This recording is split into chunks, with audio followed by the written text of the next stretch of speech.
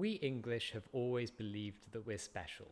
Many of our national myths describe the unexpected transformation of our little island, thrust at the hands of saints, sailors, and kings, and later, great industrialists and builders of empire, from an outlying, mismatched community of Britons, Angles, and Saxons on the periphery of Europe to a queen of nations, the people of which having been prepared from ancient times for greatness on the world stage.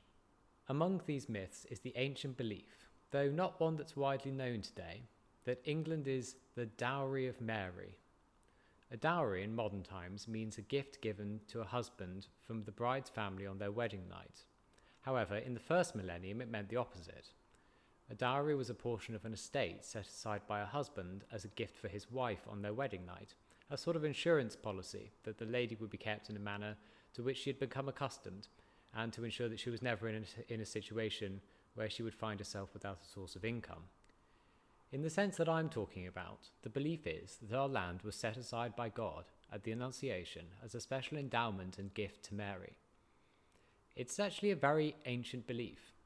The actual phrase Our Lady, though it became widespread across Europe over the centuries, is actually an English phrase first used by an Anglo-Saxon poet of the 8th century, and was meant to convey this specific aspect of English national life.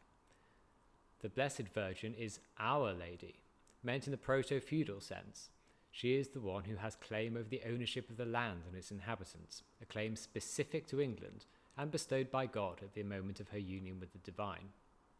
A later Roman Catholic Archbishop of Canterbury, writing in 1399, sums up the belief thus: "The contemplation of the great mystery of the Incarnation has drawn all Christian nations to venerate her from whom came the first beginning of our redemption. But we English, being servants of her special inheritance and her own dowry, as we are commonly called, ought to surpass others in the fervour of our praises and devotions."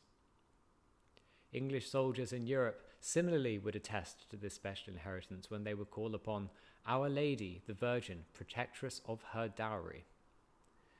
This belief has always had a particularly close association with the principal seat of Our Lady in England, her shrine at Walsingham, commonly called England's Nazareth.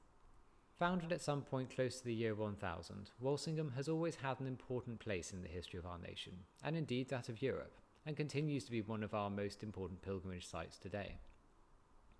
The story goes that Lady Rakeldis was a Saxon noblewoman married to the lord of the manor of Walsingham Parva.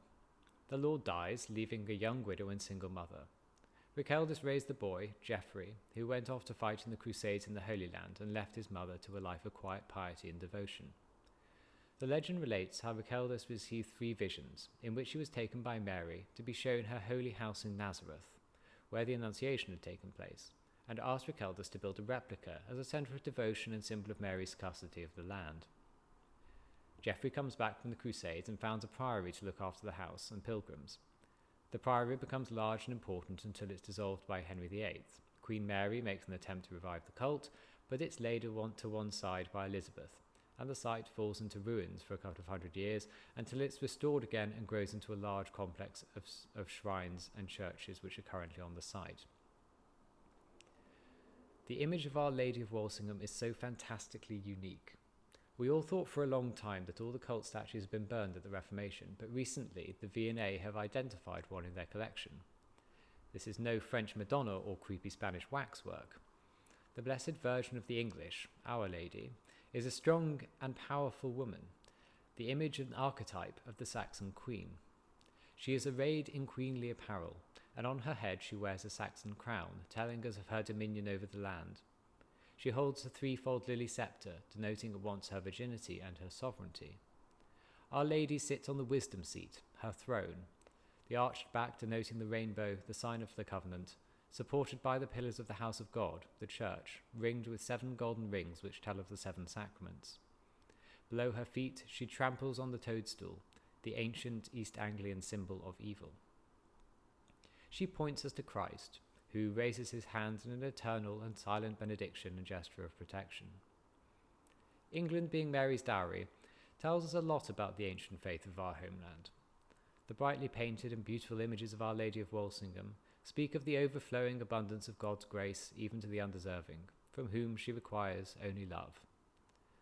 This is the point of the legends of our forefathers, with the recurrent stories of supplication and intervention, to rescue from the rigours of judgment scoundrels, thieves, and unchaste priests, whose virtue, sometimes, was only a vestigial love for her.